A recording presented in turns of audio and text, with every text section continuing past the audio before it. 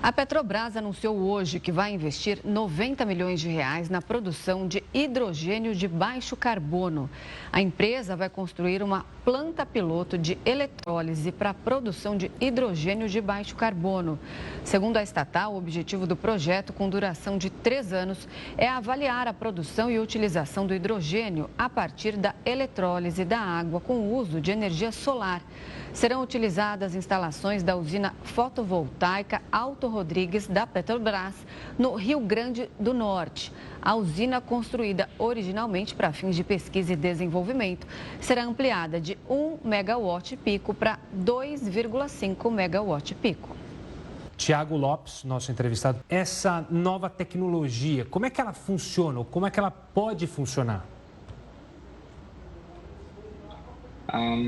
Boa noite a todos. Essa tecnologia, como você colocou, né, da eletrólise da água, ela não é algo novo, é algo relativamente antigo, onde nós temos a quebra da molécula de água pelo uso de energia elétrica para produzir hidrogênio e oxigênio.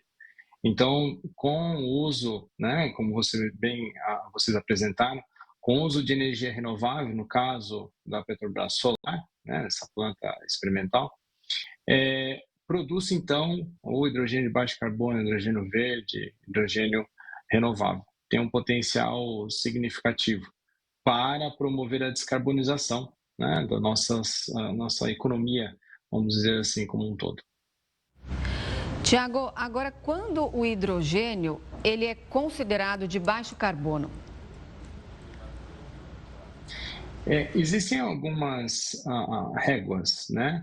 Mas o Brasil está buscando adotar isso em torno de 5 gramas de CO2 por quilograma de hidrogênio. A Europa em torno de 4,8.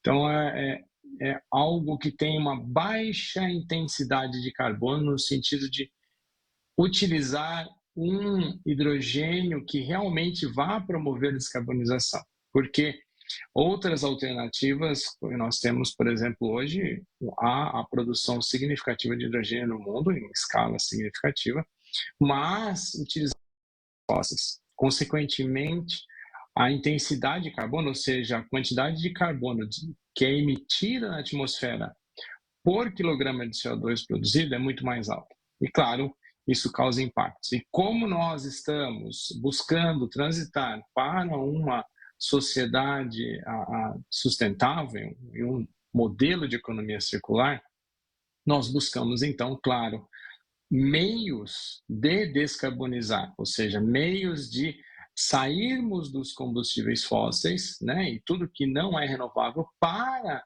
um ciclo onde nós temos tudo provido por processos renováveis. E o hidrogênio tem um papel fundamental nesse sentido, porque ele vai desde a descarbonização do setor de transporte, em especial o transporte pesado, que é aquele que mais polui, né?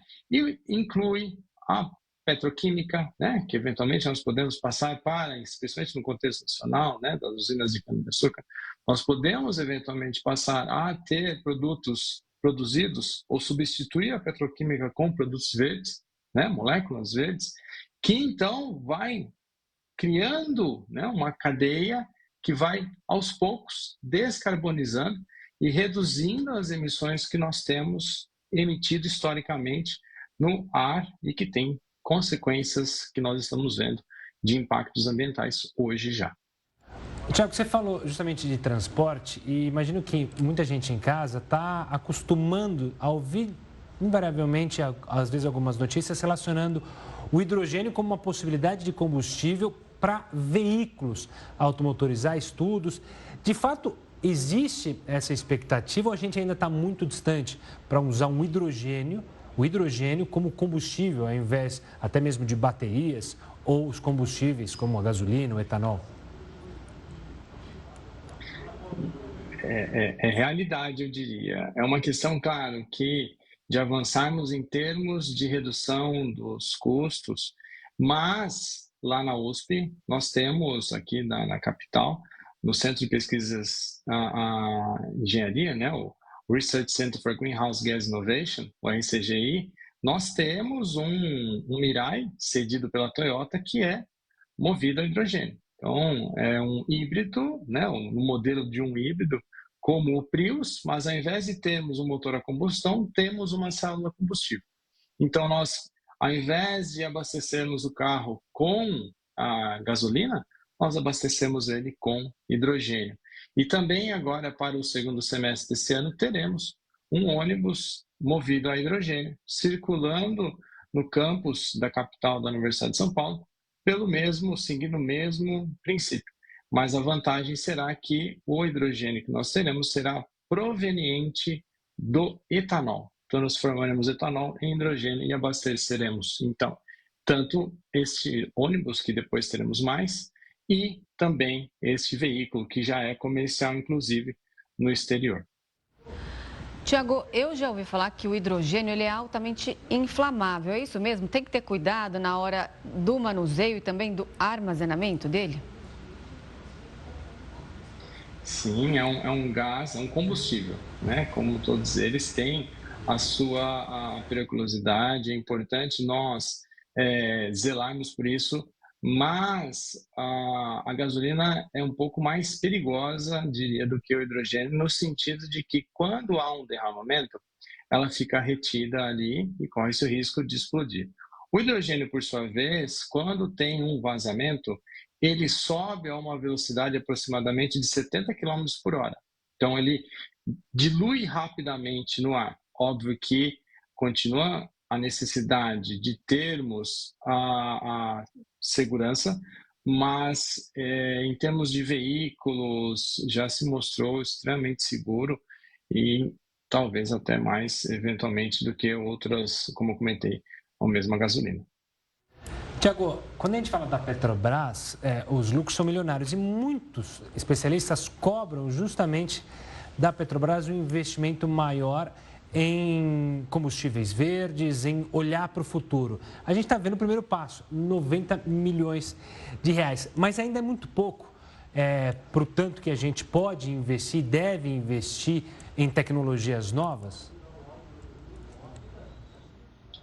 Olha, é um caminho importante, louvável, devemos realmente salientar, né, essa direção, ou seja, esse novo rumo, celebrar esse novo rumo efetivamente após um período que nós vimos onde houve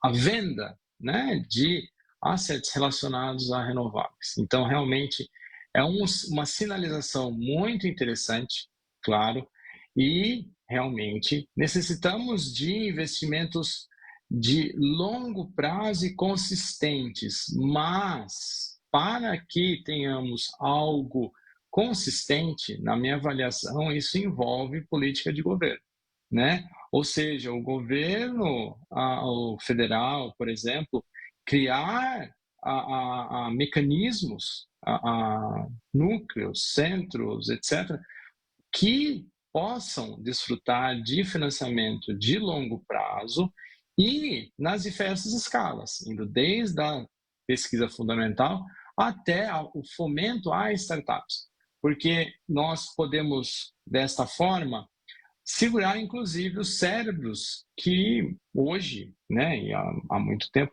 têm um êxodo, né, de cérebros brilhantes do Brasil que poderiam, por sua vez, permanecerem aqui em condições competitivas, ou seja, proporcionarmos condições competitivas de carreira, de crescimento de carreira, no caso comparado ao exterior. Resumindo, então, realmente é um início, eu vejo como um novo rumo, um direcionamento, né? Uma ilustração de direcionamento, mas realmente precisamos algo de maior valor, maior envergadura, mais planejado. Ou seja, precisamos de maior investimento, mas de forma planejada, em uma estrutura planejada, para que possamos ter desenvolvimento de pesquisa consistente e também um financiamento de mais longo prazo, que então gera frutos de longo prazo. Países que, por exemplo, provavelmente esses eletrolisadores serão comprados do exterior, que investiram em pesquisas fundamentais, pesquisas aplicadas ao longo de muitos anos e estão colhendo os frutos, ou seja, as suas indústrias estão gerando riquezas que estão retroalimentando o sistema de financiamento da pesquisa fundamental. E assim nós criamos um círculo virtuoso, porque nós geramos a pesquisa fundamental, a inovação, pesquisa aplicada, produtos de ponta para a indústria, que por sua vez vende produtos de maior valor agregado, que por sua vez traz desenvolvimento socioeconômico para o país, criando um círculo virtuoso muito importante que nós precisamos pensar muito bem após o período que nós tivemos de desindustrialização do nosso querido Brasil. Tiago, justamente se a gente pensar aqui no Brasil, falando do hidrogênio em relação à energia solar, eólica e também ao etanol, do ponto de vista econômico, onde que está o menor custo?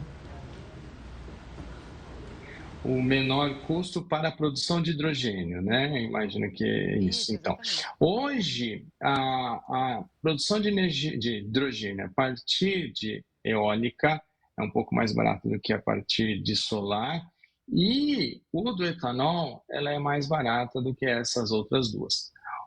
Somado, claro, a alguns potenciais. Óbvio que nós precisamos salientar que nós precisaremos de hidrogênio de diferentes fontes, né, de energia, ou seja ele de energia solar, eólica, do etanol, porque a escala que nós precisaremos é muito grande, isso falando em termos de mundo. Né? Então, é importante nós termos todas. Hoje, né, o custo, aproximadamente, como eu falei, tem mais ou menos essa ordem. Né? O etanol um pouco, projeta-se ser um pouco mais barata, porque ainda estamos em escala piloto do processo. Né? O eletrólise tem um pouco mais de maturidade. Tá certo, Tiago. Obrigado pela participação aqui conosco, ajudando a gente a entender todo esse processo e essa inovação. Um forte abraço, parabéns pelo trabalho, até a próxima. Prazer, até a próxima. Tchau, tchau. Tchau, tchau.